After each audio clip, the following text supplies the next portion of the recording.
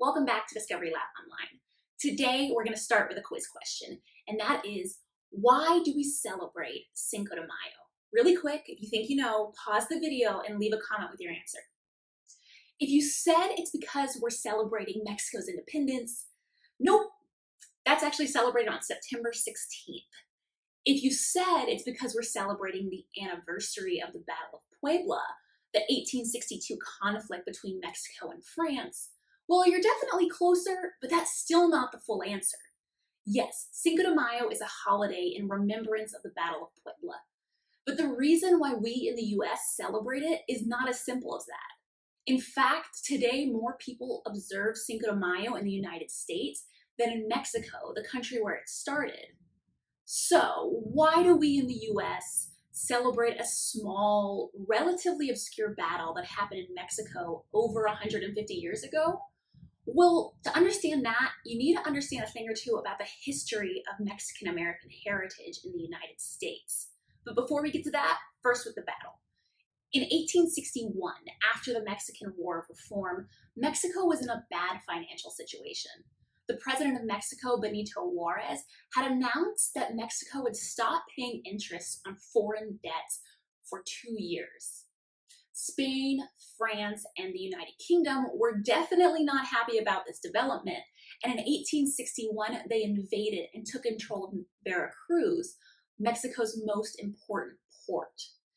After the three allies took over the port, Spain and the UK realized that France wanted a little bit more than just collecting debts. They wanted to provoke a full-out war with Mexico. So, not wanting to get involved, Spain and the UK withdrew from Veracruz, leaving only France to march on Mexico City. When Mexican forces saw French soldiers on the march, they felt threatened, and after some small skirmishes, they retreated to the city of Puebla, which was heavily fortified. On May 5th, 1862, the French army started their attack. The Mexican army, led by Ignacio Zaragoza, a Texan of Mexican heritage, held strong. By the end of the day, the French were out of ammunition and began to retreat. Seeing their weakness, the Mexican army attacked with their cavalry. The French realized their defeat and withdrew, leaving Mexico victorious. This was a really important symbolic victory for Mexico. By defeating the French army in battle, Mexico proved that it was a force to be reckoned with on the global stage.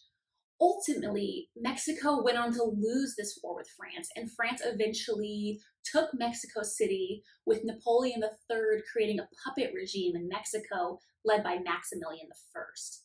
But regardless of the ultimate outcome, the Battle of Puebla became an important moment of national pride.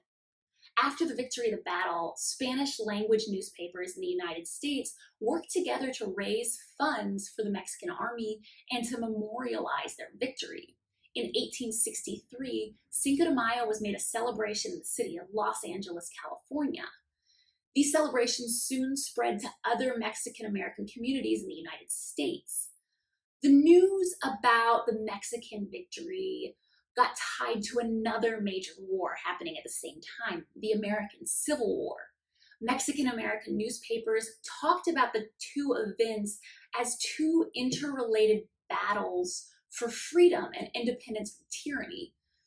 Cinco de Mayo became about something more than just the Battle of Puebla, but rather it was an expression of their support for freedom throughout the Americas. In the 1960s and 1970s, the holiday became even more popular in the United States because it was tied to the Chicano, or Mexican-American rights movement.